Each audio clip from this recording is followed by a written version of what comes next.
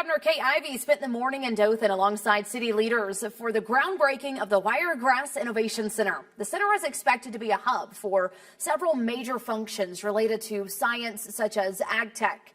News 4's Jacqueline Lambert was there and tells us the impact the center hopes to make. Supported by $30 million in funding from the state and the Wiregrass Foundation, Dothan will soon be home to the Wiregrass Innovation Center. Dothan Mayor Mark Saliba reflects on how today was made possible.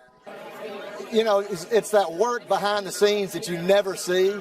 It's countless hours and meetings and getting together and envisioning what this can look like. So yes, it is a historic day. It's a great day to break the ground and set that cornerstone to our future. It's a center focused on fostering innovation in science, DNA research, and technology. The state-of-the-art facility will be home to Hudson Alpha Wiregrass, who will provide hands-on training, cutting-edge research, developing innovative ideas, and educational programs. It's going to be a hub for agricultural innovation across the Southeast. It'll be a place where entrepreneurs can bring their ideas and can be mentored and thrive and bring new jobs to the region.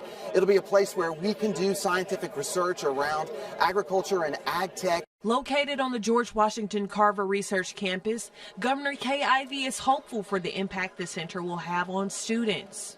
I couldn't be prouder to hear the plans to involve our students in the activities of the Wiregrass Innovation Center.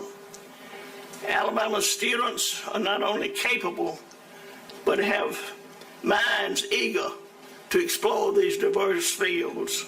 This center will offer them unprecedented opportunities to engage with real-world challenges, enabling them to apply their learning in dynamic ways. Ivey hopes Dothan becomes home to the top ag tech center in the nation.